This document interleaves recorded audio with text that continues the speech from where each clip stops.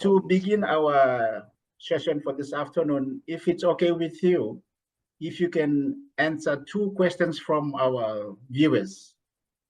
Oh, great. Yeah, great.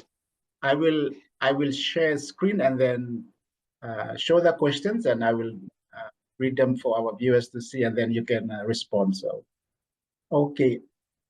Are you able to see the comment? Yes, I can read the comments. On the YouTube comments section. Okay, can the NDOH resource PHA in all provinces and have witnessed some PHA are corrupt and not functional? That's a question. And Yes. the question was from Dr. Samson Mark Mulungu. Correct. Roger. Well, first I want to thank you for facilitating this process, Dr. Itaki, for enabling this to take place, because as we continually discuss, it is important that we get independent analysis, and it's important that we get views from young people, doctors, or otherwise, to really capture what they're feeling. And it's only their feelings that if we're able to translate those, then we're able to make some significant change for our country. So first, I want to thank Samson for his question. Yes, I think there are simple things that we can do, not that complex.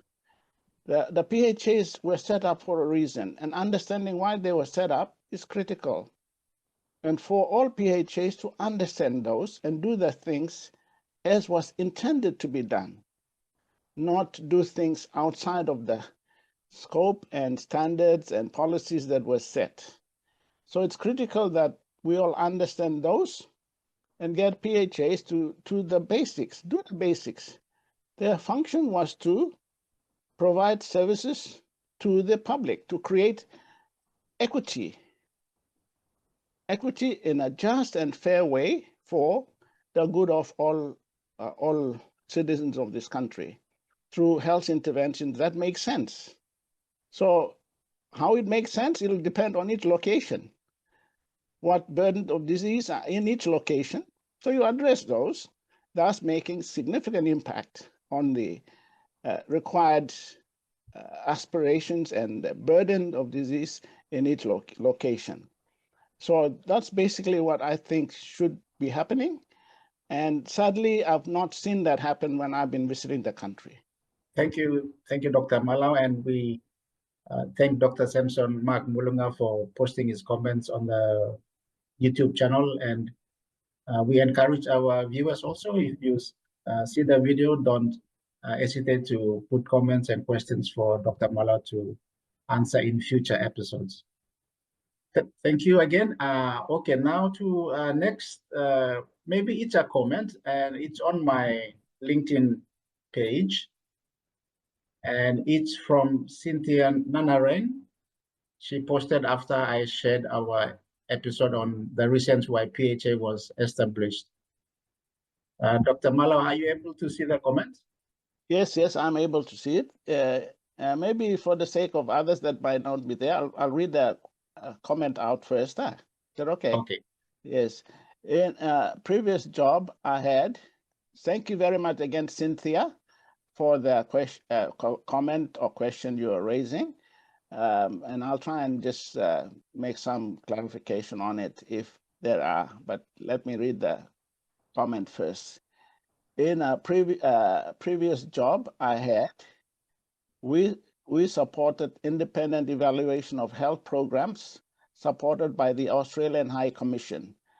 I was new to the health sector, and I had to do extensive reading on PNG health sector, especially on the setup of PHAs.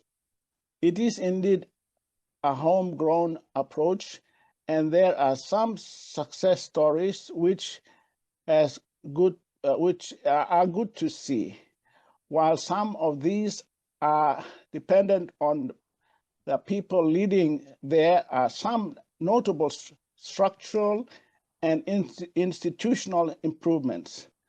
And mentioning my name, Dr. Malau is one of the instrumental people in this change. Very enlightening to hear from him. Well, Cynthia, thank you very much for that. I'm really grateful for Dr. Itaki again on this interaction, because what you highlight there is some of the hopes and aspirations that at least some of us try to do for our country.